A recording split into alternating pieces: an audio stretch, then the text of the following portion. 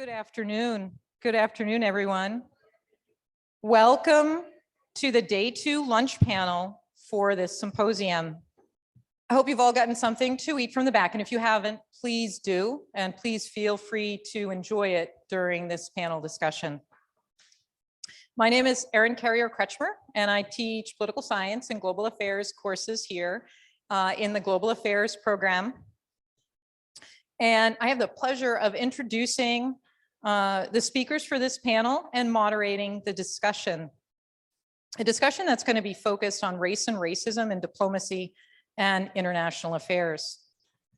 Up until this morning, 3 presenters were on the schedule to join us today. One simply can't be here and has a rather good reason for not being able to be here, and I'll share that with you a little bit later.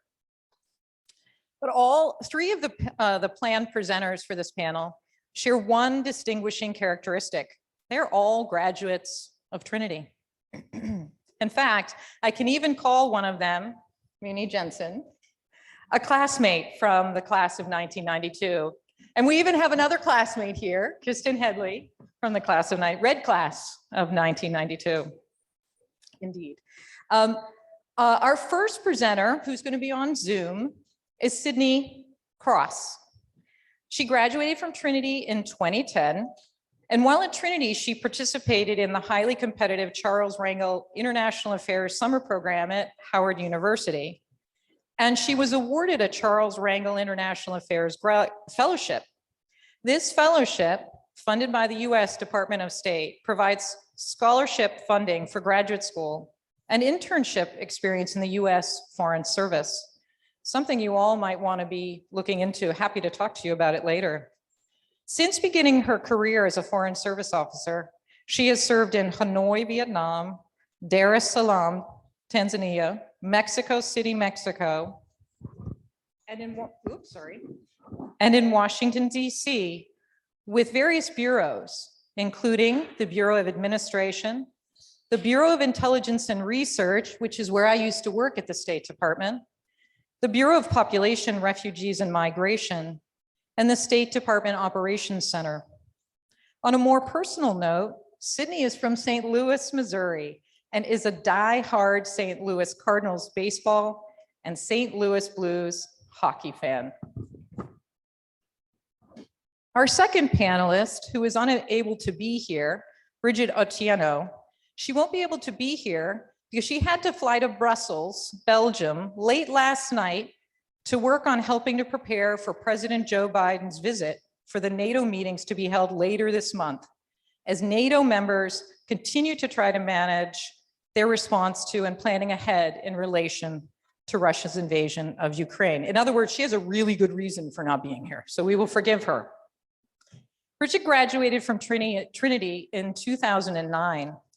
During her time at Trinity, she was awarded a Fulbright scholarship to teach English in South Korea, and she did just that. Just like Sidney Cross, our first presenter, Brigid was awarded a Charles Rangel Graduate Fellowship, which led to her position as a Foreign Service Officer at the US Department of State. She currently serves on the Executive Secretariat staff in the Office of the Secretary of State, where she plans and prepares the Secretary of State's domestic and international travel. Prior, Ms. Otieno worked at US Embassy Riyadh in Saudi Arabia, covering bilateral counterterrorism policy, countering violent extremism programs, and security cooperation. It is unfortunate that she cannot be here this morning, but we wish her well with her work preparing President Biden for the important work they will be doing on behalf of the US government at the NATO meetings in Brussels. Now, our third panelist, Muni Jensen, third presenter, graduated in 1992 with us. She is a Colombian political analyst and senior advisor with Albright Stonebridge Group, Denton's Global Advisors, on issues related to Latin American politics, United States, Latin America trade, and investment and public affairs. Muni also co-hosts the Global Affairs podcast, Altmar, hosts the Georgetown University interview series, The Americas Table, and is a regular columnist on international affairs for El País in Colombia. After each of our panelists share their thoughts on race and racism in diplomacy and international affairs. There'll be a chance for all of you to ask some questions. Please join me in welcoming our panelists. And when you're ready, Sidney, feel free to dive in and start your presentation. Okay. Well, hi, everybody. My name is Sidney Cross. I graduated from Trinity University in 2010. And just a little bit of my background, although you guys have already kind of gotten a taste of it. I joined the State Department when I was at Trinity, kind of on a lark. I saw,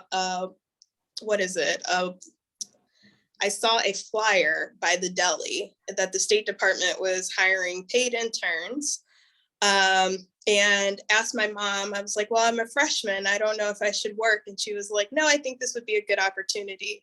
And so I applied, I did my interview in the library, and then I heard nothing for like 3 months, which if you're ever going to go through the government hiring process, look for something else in the interim and hopefully something will come through, because I heard back from them in March of 2008, started my security clearance process, and by August I was working for them. So I've been officially with the State Department for almost 14 years, 10 of which I've been in the Foreign Service. I'm currently serving in Ottawa, Canada right now as a political officer.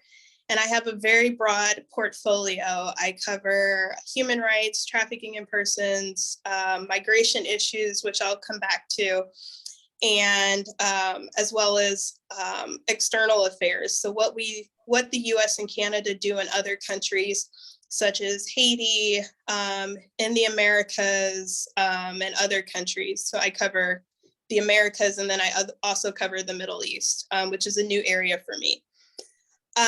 When I was in Washington, I worked with the Bureau of Population, Refugees, and Migration, and then also with the Bureau of Intelligence and Research.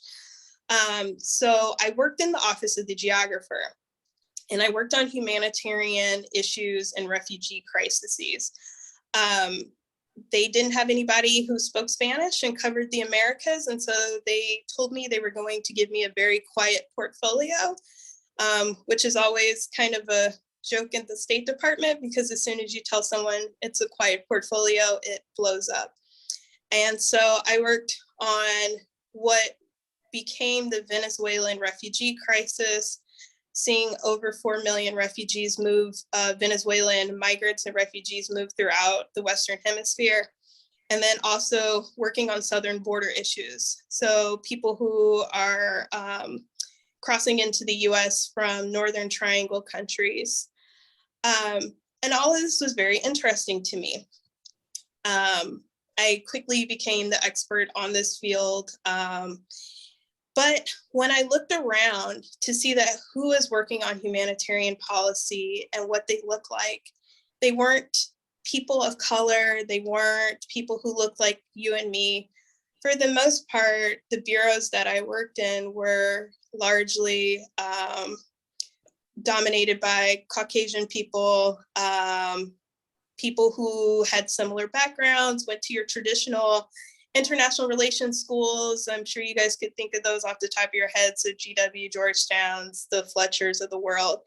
And it really kind of confounded me, because here you had people working on migration and refugee policy, but did not look like the people that they were making policy for. So when I transitioned over to the Bureau of Populations, Refugees, and Migration, although I was not a program officer, I was a staff assistant, I really had the trust of the front office because I had been their intelligence briefer for 2 years prior to that. And one of the things that I came to them with is, if we're going to make policy on refugees and migration, we need to recruit people who look like the people that we serve. Just for background, PRM has a huge budget. I think it's somewhere north about $1.3, $1.5 billion every year that we give to UN agencies and various other NGOs and implementing partners to provide refugee services and resettlement services in the United States and around the world. So it's not a small chunk of change.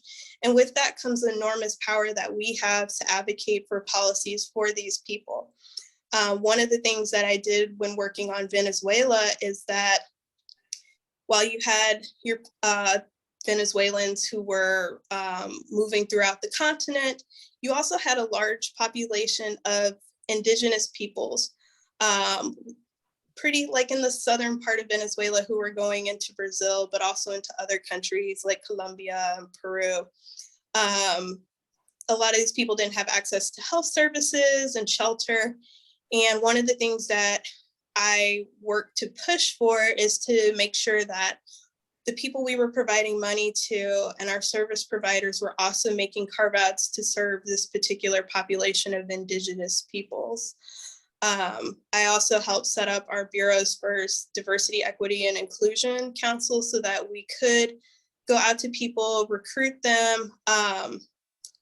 As earlier mentioned, I am a Wrangle Fellow, but also we have the Thomas R. Pickering Fellowship Program, which is a similar program to recruit minorities and people of color into the Foreign Service. And so every year, people are bidding on jobs. And so we made a pitch to go to these various organizations and affinity groups. We're officially affinity group now, to recruit people, to get them interested into doing this work so that we have a variety of voices looking at these issues. So that was something new that we did in our Bureau. I am now at a post abroad, and I am currently working on our 4-year strategic plan. Our ambassador is very into diversity, equity, and inclusion issues, which is a huge boon for us because it's not always that way. And so what we're doing now is making sure that all of these things are reflected in how we develop our policy with the government of Canada. So for example, a large group of our contacts are mostly white males here and have been for a long time.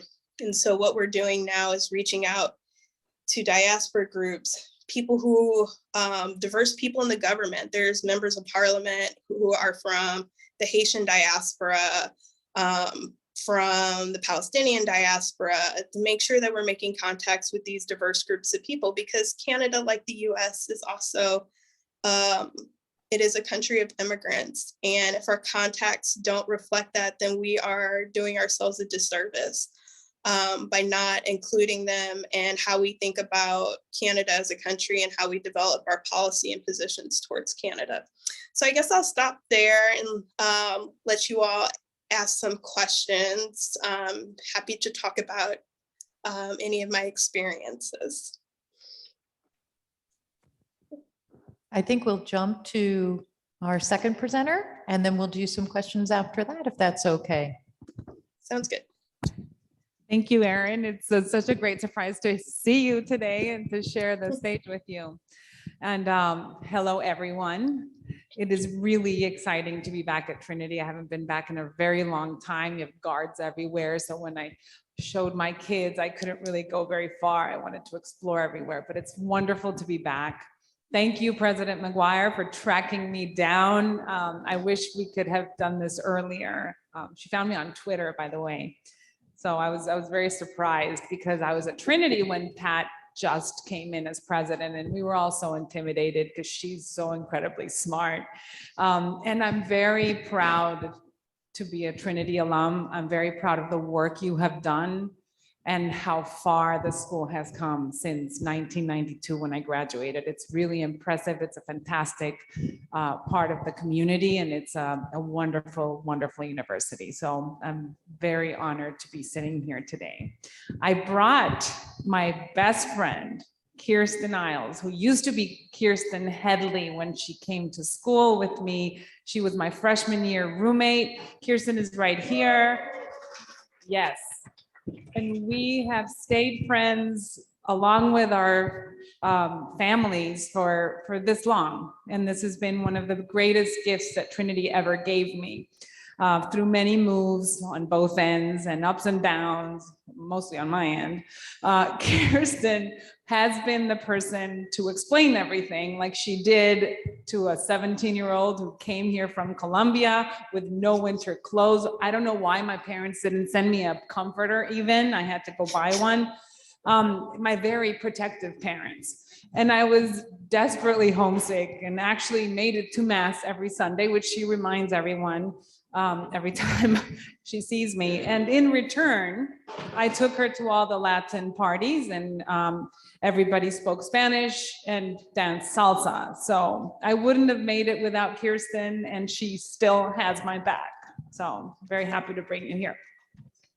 I want to tell you how I fell in love with diplomacy, and it was right here on this campus and probably in this room when I joined a program called the Model OAS, and Erin and I were just talking about that earlier. It was led by my dear friend Beatriz Telecki, who has remained a dear friend my entire life. And in the Model OAS, I guess in '89, we represented Latin American countries. I was a sophomore. My junior year, I got to be the head delegate representing Colombia. And as you know, the Model OAS, and I want all of you to join because it is the most wonderful experience ever. We were representing Colombia, my country. So mind you, and this is a panel about race, I want to talk a little bit about stereotypes. I was a Colombian in Washington, DC in the 80s. So representing Colombia for me at the OAS was a very big deal. This was Colombia that was a synonym of coca, of violence, of thugs, and of gangs. I spent a lot of time those days defending the country from ignorant and biased comments, and I fought back when I could or when I wanted to, but sometimes I just kind of looked away. I took this task very seriously, the project of leading the delegation for the OAS. It was my chance to show the best of my country the new policies for trade and investment that were happening that year, the progress of our youth, the resilience of our workers, our racial, ethnic diversity, our civil society. I researched and studied and prepared, and I bought a real suit, and I wrote a speech, and I delivered that speech on the podium of the Hall of Flags at the OAS. And that's when I decided that that's what I wanted to do for my life or for my career, is to break down stereotypes. And I think that's called diplomacy today. I like words, and I looked up the definition of diplomacy, and there's two, basically. The first is the strict definition, which Erin, Sidney has taken as a career. And by the way, Sidney, the amazing work you've done with Venezuela as a Colombian is commendable, and it's a very, very hard portfolio. So yeah, that wasn't an easy and isn't an easy task. So diplomacy, it's and I read it, the profession, activity, or skill of managing international relations, typically by a country's representatives abroad, like Sidney. There is a second definition, which is the art of dealing with people in a sensitive and effective way. And I want to follow up a little bit on the second, although I probably was invited to speak of the first, and I will a little bit. It is through diplomacy, the second one, that I have tried and worked to break down xenophobia and stereotypes. And I want you to leave this room knowing that diplomacy is not just the amazing work that foreign service officers do all over the world, not just in the US, but the diplomats from the world that represent their countries and make a career out of it. It is not, however, the only path. There are many paths to diplomacy. I was a diplomat, definition number one, for 6 years as a counselor at the Colombian embassy, but I've tried to be the second one for the rest of the years, so about 30. When I came back to Cali, Colombia, my hometown, and worked with companies who wanted to export their products, I helped train them to engage with potential buyers abroad. That's diplomacy. When I worked at the Trade Promotion Agency in Bogota and organized meetings for visiting delegations, same thing. When I booked a restaurant for international visitors in my hometown and chose one that showed our diversity, our music, our art, our beauty. When I write every other week as a columnist about the world to the people in my country. And in my podcast, which you absolutely have to listen, I have to plug it. It's called Altmar. It's about world affairs, where we navigate world issues and try to make them connect to our daily lives. I'm a commercial diplomat now, officially. You can see it on the website at Albright, Stonebridge, helping companies enter and grow into Latin American markets. And as a speaker like today, trying to break all this down. During the 6 years as a formal diplomat, I dealt with trade relations and the passing of our big trade agreement between the US and Colombia. It was super hard because I walked the halls of Congress, almost broke my back on that marble in my heels. And I listened to the same stereotypes by staffers, by members about Colombia that I heard at the tune-in. I was too Latin to go to the Irish Times, but I did go to the tune-in with Kirsten many a time. And then later, like the tombs and other places. But same thing about Pablo Escobar, about cocaine, about who we were, Colombia with a U, so many misconceptions, so little knowledge. I tried to listen to members and and their staff, tried to break down their biases, but I also listened to members and staffers who had been there and understood and loved it. We organized congressional delegations led by cabinet members. My former boss, Carlos Gutierrez, led so many. He was like a celebrity in Colombia. And they all fell in love with the country and have come back and have created very strong networks there. The Peace Corps went back, has many programs operating in Colombia. It was when I was at the embassy that the Peace Corps actually went back to Colombia after many years, where security situations had made them stop. We hosted multiple delegations to Washington, had them speak to editorial boards and think tanks. We brought in anything from business community to civil society to union members to explain the country in the US. We practiced sports diplomacy with baseball players from the Major League Baseball who were Colombian, and we still do that. The embassy actually just hosted a few of them a couple of weeks ago. We did food diplomacy with our chefs, salsa dancing in the beautiful building in DuPont Circle. We had salsa classes for staffers. These are all tools of diplomacy because they bring down walls, they bring down misconceptions, and they do it through effective messages, different creative messages, through exposure and solid facts. Been working on Kirsten for like 30 years. And it is a great career. And it comes from different angles. It allows for reinventing depending on where your life is going, especially for women, especially when you have kids and you're busy. It's a flexible career. It builds your skills as a mom. Although my kids who are college age often call me a dictator rather than a diplomat. But I do hear them. I hear them talking to each other. I hear them correcting the record to their friends, to their family members. I see two young diplomats, whatever they end up doing, ready to explain, ready to listen, ready to engage, and definitely ready to dispute. They're very good about that. They're already older, both of them. I have a 20-year-old and an 18-year-old than I was when I roomed with Kirsten at Cooley Hall. We loved it because it had air conditioning. And my kids already know how important it is to understand the world, to be curious about other cultures. They're interested in different points of view, respectful of differences. They get into these horrendous fights on Instagram, defending Colombia. And I think that they do educate their peers. I see them engage when people equate Colombia with narcos. That narcos wasn't around, thank God, because that would have been too much. And also when they notice the inequality back home.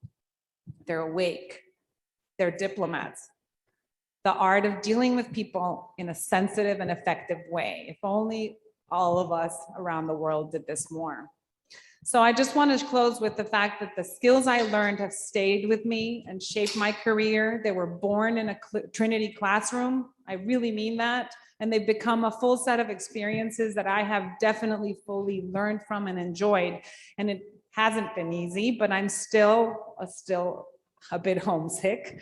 But it's definitely been worth it. And I'm very happy to share the story with you, and I'm very happy to take your questions.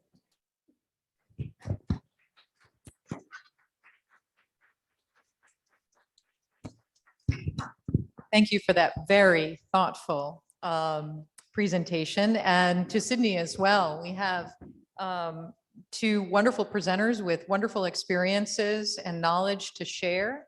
I'd like to invite anyone who has a question for either of them to come up to one of the microphones on either side of the chairs. Or for Alan to tell me whether we've got any questions from Zoom. We have only President McGuire welcoming Sidney. So no questions yet, but feel free to come up to the microphones here. And if you would please introduce yourself before you ask your question. Thank you. Hello, my name is Mecca Camille. I'm a sophomore here at Trinity. My first question, as far as first speaker, I wrote down that she mentioned Infinity Group. I just wanted to know what that was. Like, I don't know. Hi, so an affinity group is almost like a diaspora group, a group that has a self-interest. So at the Department of State, we have various employee groups, whether you're a returned Peace Corps volunteer, whether you're a Muslim, you're a Christian, you're Hispanic descent, you're Black American, or identify as African American. We have various groups that advocate for diversity, equity, inclusion within the State Department. And this is also in addition to our union. We also have a labor union, although we don't have collective bargaining. Our salaries are set by the Office of Personnel Management. They also advocate for various issues that we run into during the course of our careers. Thank you. I have a question for the second speaker as well. I wrote down twice the Albright Stonebridge. You said that was commercial diplomacy. So what do you do now? Oh, you did that, right? I still do that. Oh, you still do that. Oh, so could you just elaborate on a little bit of more what that was? Because I wasn't able to write it down. That's a really good question because I had no idea what that was when they hired me. But essentially it means using the tools of diplomacy to help business navigate different markets. So if I'm working, I'll give you an example. If a company wants to settle in Colombia, a hotel chain or whatever, and they don't know the regulation, they don't know how to set up a business, they want to meet some stakeholders, that's the type of job that we do. Or when they're already there and they have an issue, we use our commercial diplomacy to resolve disputes, to avoid disputes, or to help them thrive in the market without stepping on any mines. And they mostly focus in Latin America and Colombia, or do they focus in other places? Well, Albright, Stonebridge, and a lot of the other firms that are in town, at least, are global. So we have offices in Asia. We have a very big team in different countries in Africa. We have a few in Latin America. When I joined in 2004, we only had Mexico and Brazil. Now there's a presence in most of the region. And obviously the Americas and Europe. So and most of the other firms in town are very similar. All right, thank you. Thank you both of you guys for being here today.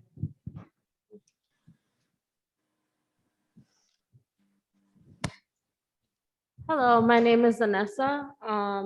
My question is to the second speaker. How did you handle stereotypes about your culture in professional spaces, and how did that contribute to your career growth? How did I address them? Like handle the stereotypes.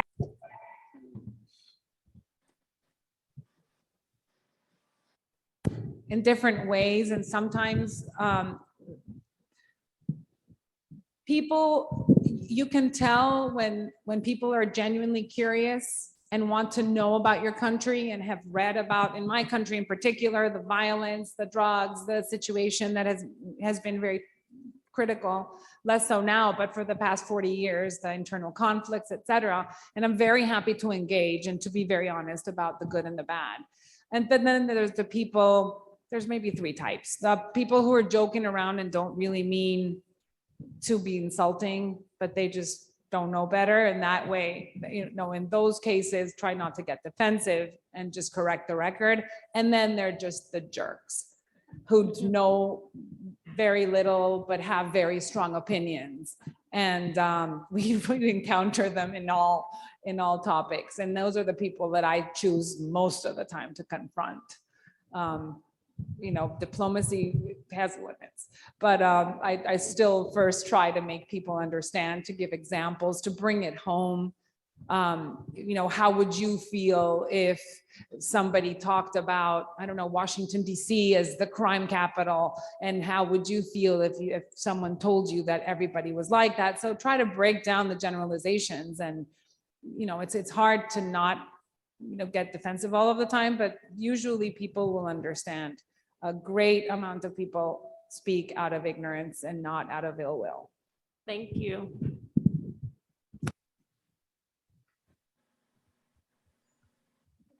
Hi, I'm Humaira, and I'm a student here at Trinity and a mentee of Dr. Carrier Kretschmer. So my question was for Ms. Cross, which is, how did you end up working in the Bureau of Intelligence and Research, and what did your job consist of? Oh, this is very interesting. So I was serving in Mexico City, and I woke up one morning and I was like, I'm tired of being abroad and I want to go home. And so halfway through our bidding for our assignments, I basically killed all my overseas assignments and started bidding jobs in Washington. And I saw this job that had come up, and it was in the office of the geographer. And my nickname growing up was the geography queen, because I love geography. So I thought this would be very interesting, given my love for geography. And I applied for the job, I interviewed, and I got the job. What I thought was going to be my job was, I thought I was going to be working on multilateral issues with the United Nations and our office here in Washington. Ended up being, they changed my division. So I ended up moving over to what is called the Humanitarian Information Unit. And I had two roles. My first role, I was the intelligence briefer for the front office, so the assistant secretary and the deputies for the Bureau of Population, Refugees, and Migration. So every morning, I would show up to work at 6:30. I would put together their book of all the latest intel information that came in overnight, and then I would go brief them in the morning to their senior leadership. So that was the first half of my day.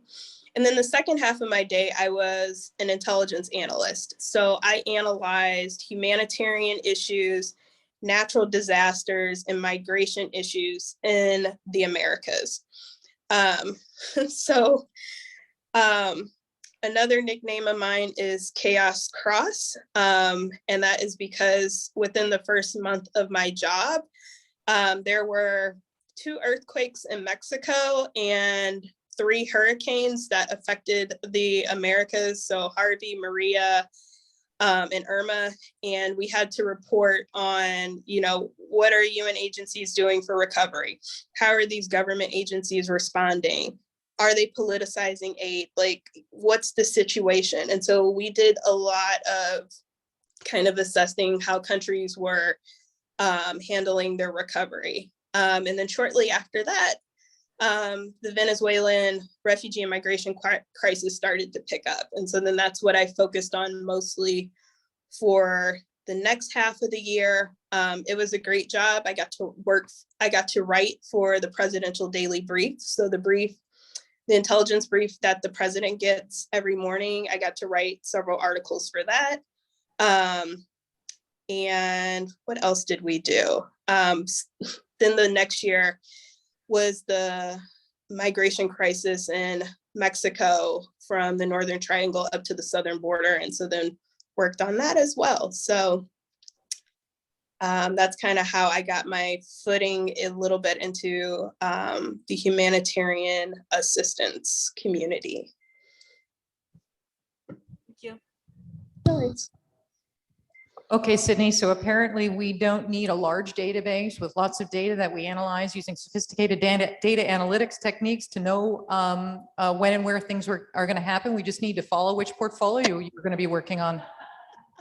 Literally, so a couple weeks ago, there was a trucker convoy in Ottawa, and I joked with people. I was like, no, this is going to be my quiet post. And I had to move out of my house for 2 weeks because I live in downtown Ottawa, and there was nonstop honking for about a month. So Yeah, I'm going to keep track of where you're going to be posted, so I'm not anywhere near there. Okay.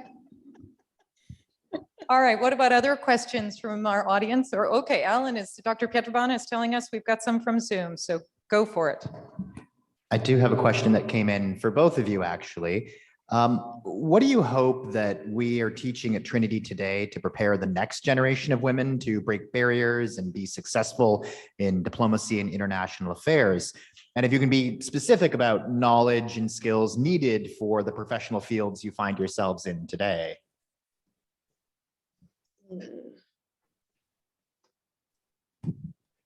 I can take it first if you want, Sydney, and then I have a question for you. I've heard in the half hour I've been here, two references to being interdisciplinary. And so I think Trinity is doing the right thing in making this global affairs, what is it, a department, a program, something that it develops different skills. And at least, obviously, politics, geography can take you everywhere. International affairs, comparative politics, obviously, but also communications, international communications, a little bit of psychology, especially when dealing with other cultures. All the classes that you can take on history of religion, on kind of world history will all help to strengthen your skills in any type of global career.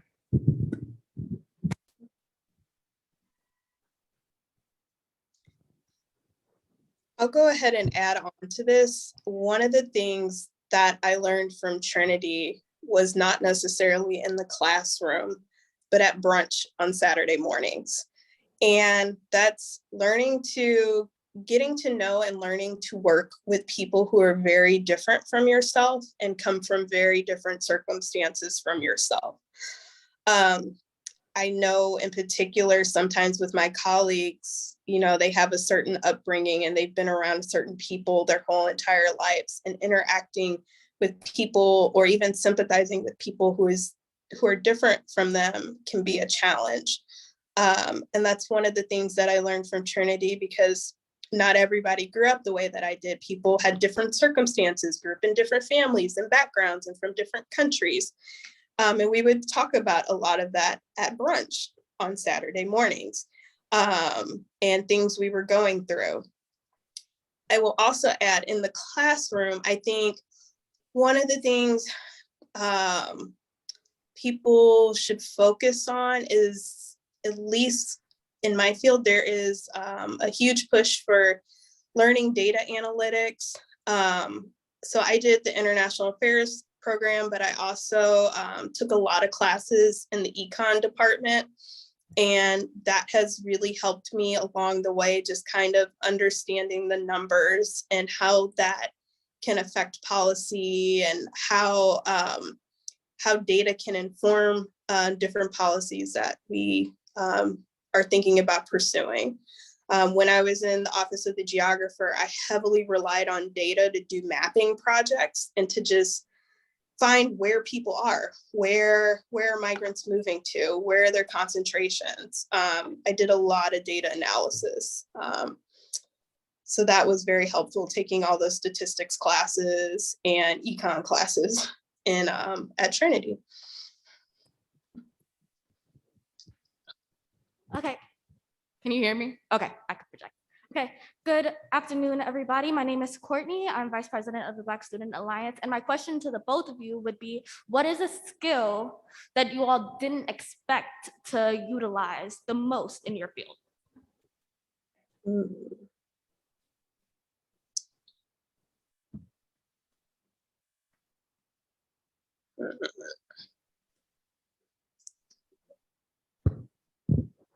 clearly stumped. It's a fantastic question. Instinctively, I go back to communications. And it's something I had to learn. Because a lot of, when you come out of it with, you can come out of Trinity with a lot of this already cooked. It requires a lot of writing, a lot of persuasive writing, a lot of report writing, you know, a lot of speeches for other people and summaries for other people. So I write a ton, and I have all throughout my career.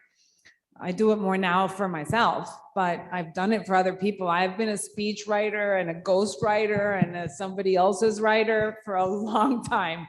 And my writing skills, I took Dr. Spunt's freshman seminar, and they have come in handy, which of course goes along with reading, and reading a ton, which is something I would encourage you, because if you're like my kids, you read a lot less than you should.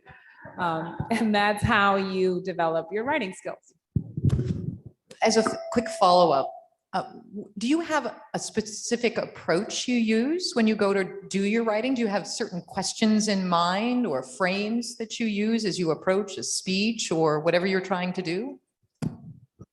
Since I write a lot about global affairs, I start with the map, because sometimes I'm a context person. If I'm writing about Ukraine, I want to know exactly where Ukraine is and where is Crimea with regard to the kind, and that kind of puts my understanding into context. It sounds pretty stupid, but I usually, every podcast I do with, which is from a different country, I start with a map and just a general context. How, you know, if I'm talking about Egypt, how many, what is the population of Egypt? What are the religions? Who's in charge? And I think starting there, it's pretty simple, but it puts you, you know, kind of in the right place to start working or writing or speaking. Sidney, did you want to offer any thoughts about a particular skill? Yes. Conflict mediation within my own organization, or even within the US government. So even though I work for the Department of State, we work with every government agency in the alphabet soup under the sun.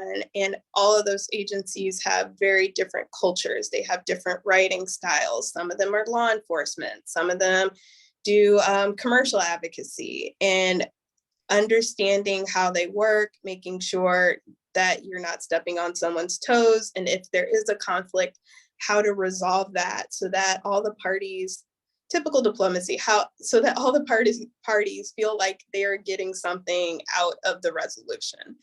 And that's one thing I really have had to learn how to do, and how to manage people's expectations and to quickly resolve conflicts so that it doesn't fester into something larger where agencies don't like each other, they don't want to talk to each other and be at the table when we're trying to resolve a common problem.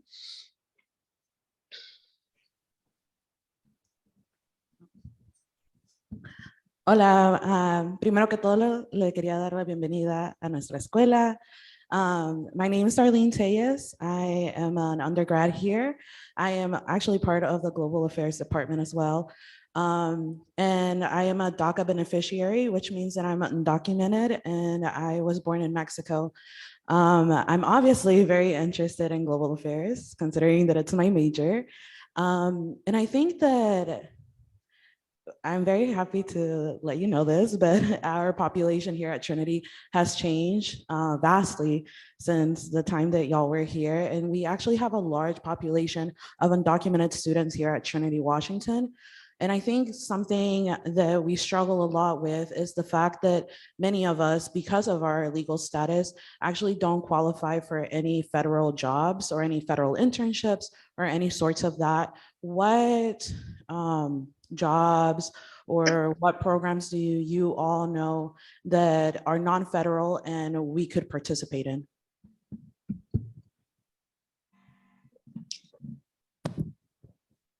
Thank you, and it's very nice to meet you and to know that the school is is developing programs like this. They're so important right now. There are, and I can send some information, both companies, private sector companies that have a global reach, and NGOs that have similar programs in town and in the rest of the country. And I can send some along to Erin later, so that you can look at other places that have advocacy programs, that have a whole dedication to immigrants and to providing interesting jobs in global fields. I'll just add one more thing onto that. If you're interested in diplomacy or just want to get experience in diplomacy, I would reach out to your embassy, so the Embassy of Mexico, to see if they have internship opportunities. I know one of the hard things in Washington is a lot of places are unpaid.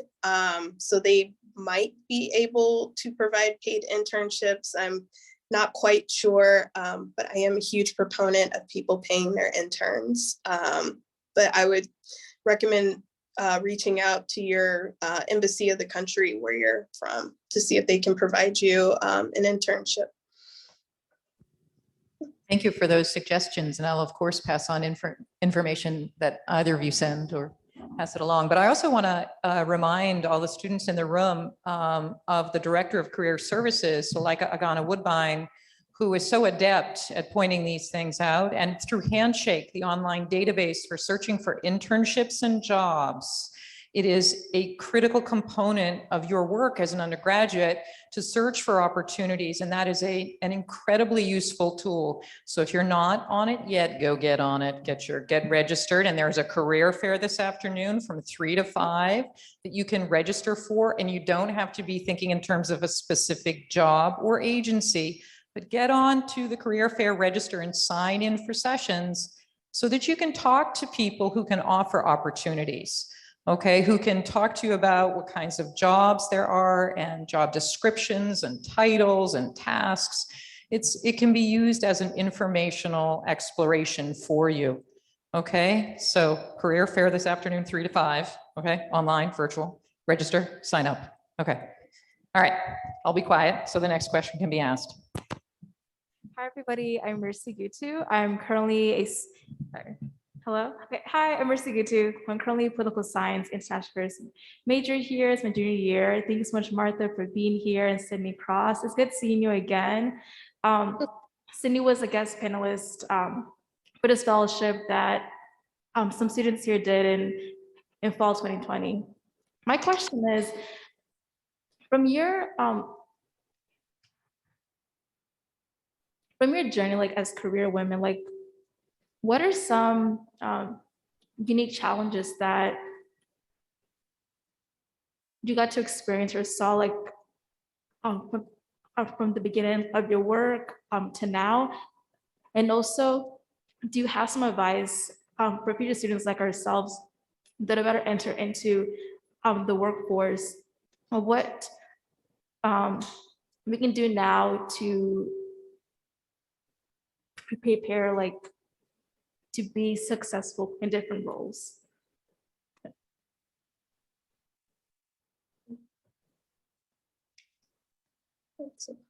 Hi, Mercy. It's good to hear from you again and to virtually see you again.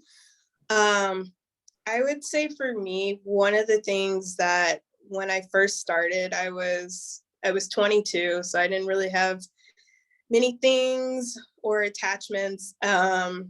And I've had to learn to prioritize my family. You know, at the start of my career, I was just like, you know, I don't have any family, I don't have any kids, I don't have a lot of physical possessions. And as I've like moved through my career, like my dad got sick and had terminal cancer and passed away. I've had things going on at home, and I've really just kind of had to pause. I've had my own health issues, and I've really had to figure out and prioritize what is important to me. And for me, being from a really big family, it's important for me to prioritize my family. So my last couple jobs that I've taken, and even the job that I've taken in Canada, I've made a conscious decision to be closer to my family so that I can get home quicker and faster. So I haven't taken those probably higher profile jobs overseas that would get me promoted a bit faster. That being said, I don't regret the decision that I took. I just found out today I'm going to be an aunt, so I will get to go home and play with my nephew when he's born in September. So I'm very excited about that. But definitely take care of yourself and take care of your family. That's kind of been my big takeaway. I know sometimes people are like, you know, having family can slow your career down, but at the end of the day, it's all you got. I like that. I like that take, and I agree. One, the workplace for women, at least in this country, has changed so much since I've started working when I was 22. And it's changed in many ways for the best. And in others, it has presented new challenges in terms of working 24 hours a day. And I think that the important ways that women are now much more protected, have so many more rights, and have a stronger voice in the workplace has been a plus. The expectation that career is what's going to lead your life is, I think, unhealthy. I see, if I pretend I've had a career that's linear, and it's not. And I think that all of us, and I was just speaking with Erin for 5 minutes with Kirsten, we've all shifted gears so many times. I had a store in Boca Raton where I sold handbags for a while. I'm super proud of it. People say, oh, take that out of your resume. It doesn't make sense with the rest of it. I'm like, no, I learned so many things from owning a store. More than anything in the world, I stopped working for several years. So as you look ahead, don't try to pave like a very straight path. Be ready for change. Be ready to quit for a bit. Nothing's going to happen. You're going to get back. You have to kind of pedal a little harder, and to work alongside your kids, you know, to really, I think the main thing you need to be is flexible. And not feel like if you're turning down a job that's super amazing, you're completely sidelining your career. You're not. There are many avenues for people who are motivated, who are interested. The most important thing is to do what you like. And then you'll find a way to juggle and to, you know, juggle your kids while you're on Zoom and walk the dog while you're on a call. And we are now in a world where that is possible. If you like what you're doing, if you really prioritize your family and your priorities, it doesn't have to be your family. If you really want a career and that's the only thing you want, go for it. But I do think that we need to be very prepared, as COVID has taught us, for flexibility and change. And I think in many ways, flexibility is a woman's superpower.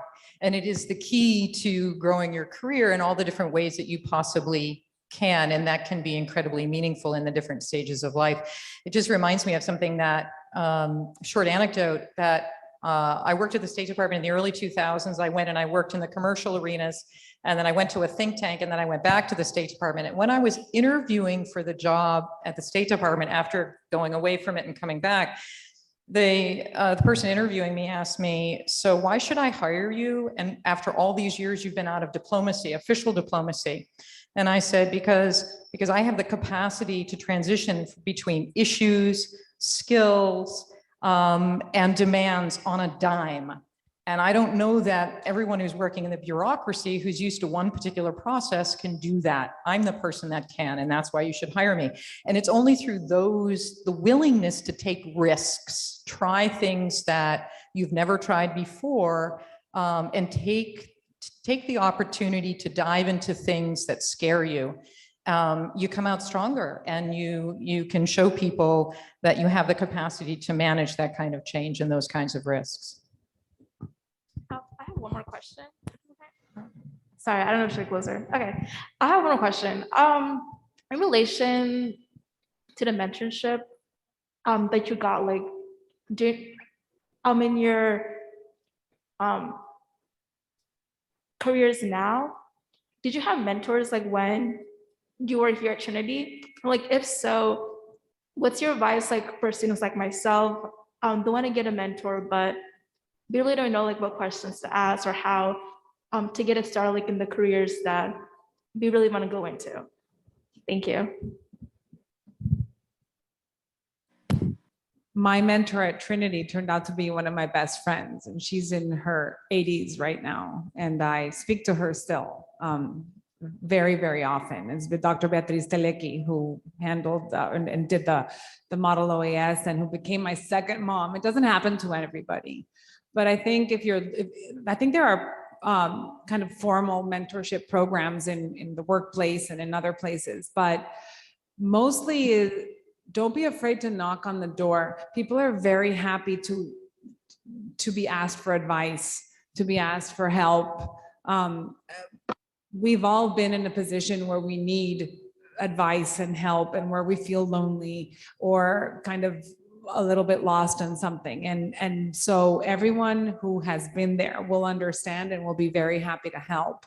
And I found Trinity then, and I am sure it's still the same, very open. And sometimes you hesitate, you're shy, like, I don't want to bother them. They're probably busy. Yeah, they're busy, but everybody is very happy to open the door and have a cup of tea and listen. And some of those opportunities will become long life friendships.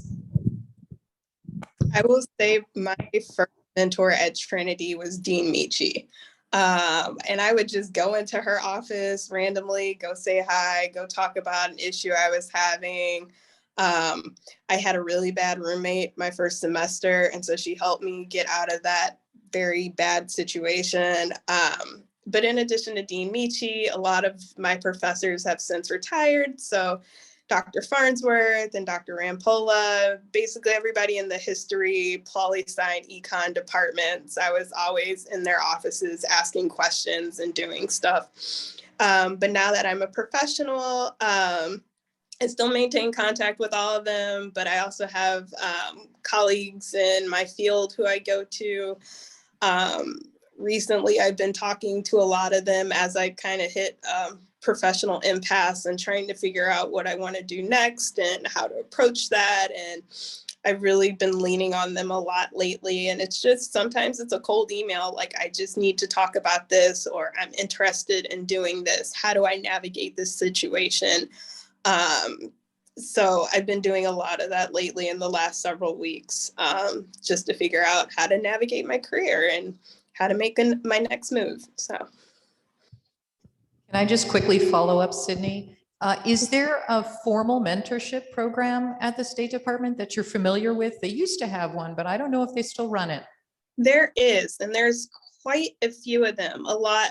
So as I said earlier, a lot of the affinity groups do their own mentorship program. The Rangel Fellowship program, they do a mentorship program. You get a mentor when you are in orientation. And then HR also has a formal mentorship program that they've turned on and off at various points in times, but I think it's still going. Hello, my name is Lashmi Mosquera Herrera. I'm a freshman in the Global Affairs program. And I wanted to ask both of you, what are some tips on succeeding in the diplomacy or global affairs major?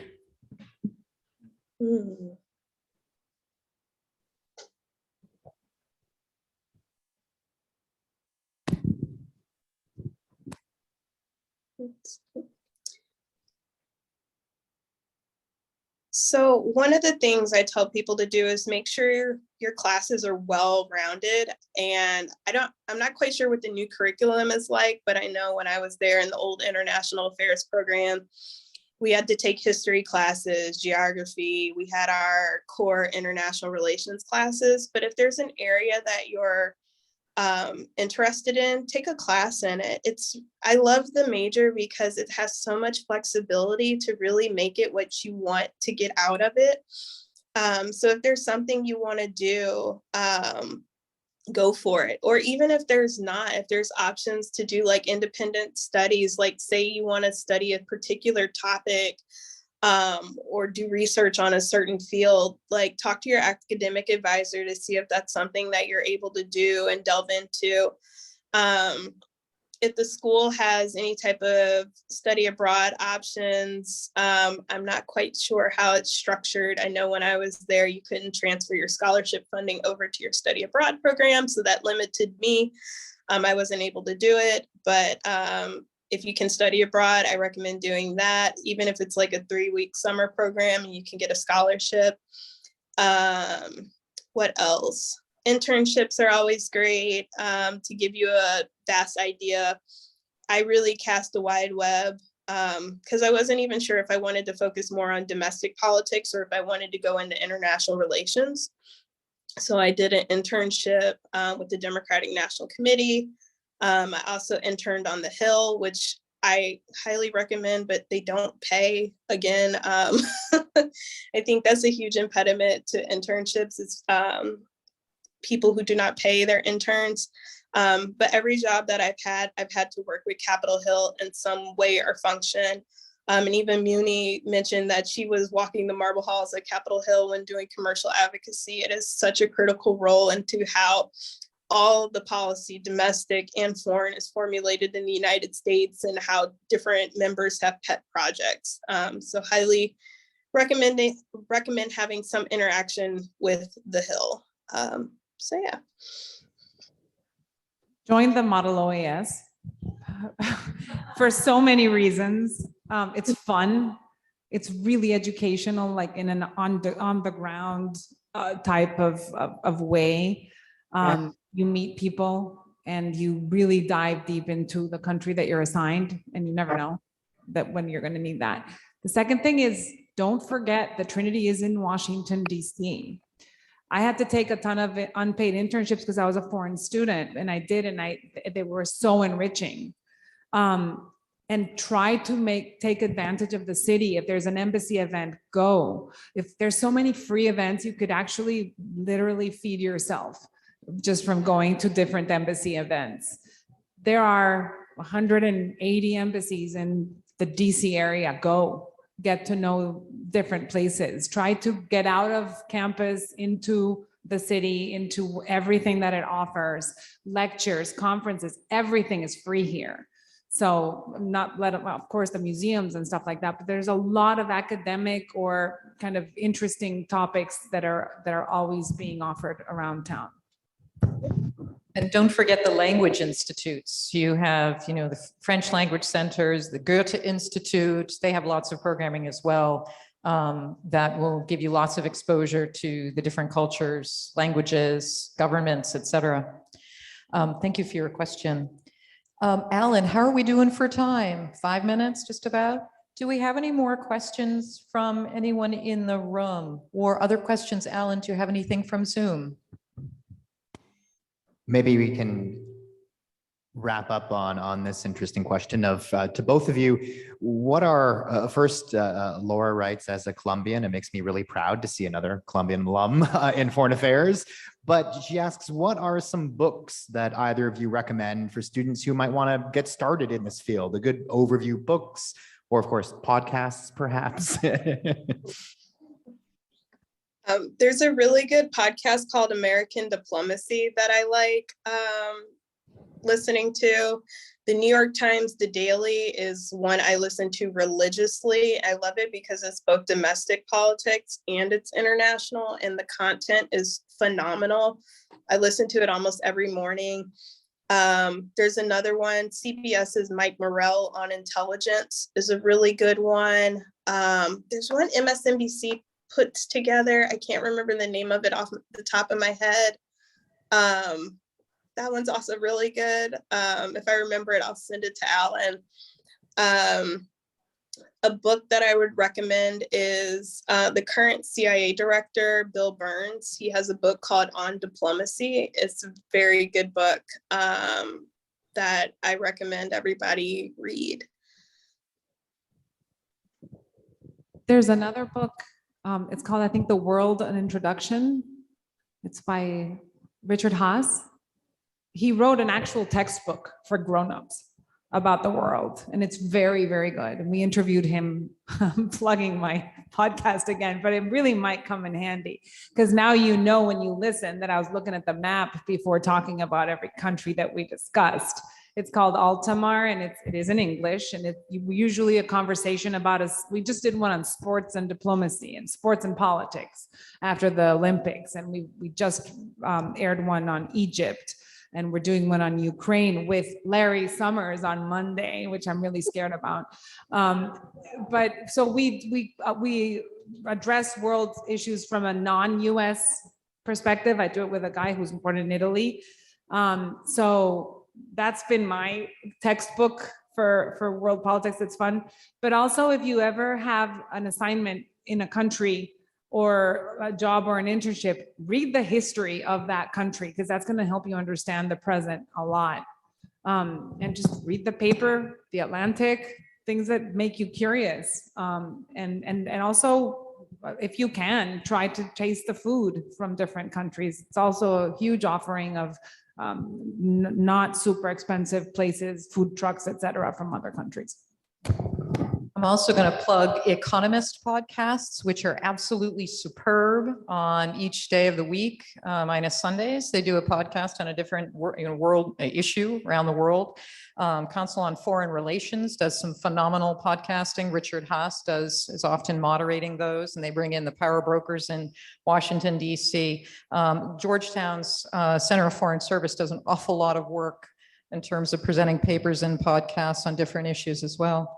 But I'd like to thank both of you, Sidney, Muni, for all of the wonderful advice, comments, stories you've told us, and how much you've shared with us and taking the time to do this with us. We're incredibly grateful to you, and we wish you the best with all the work that you're doing. So thank you very much. Let's give them a round of applause.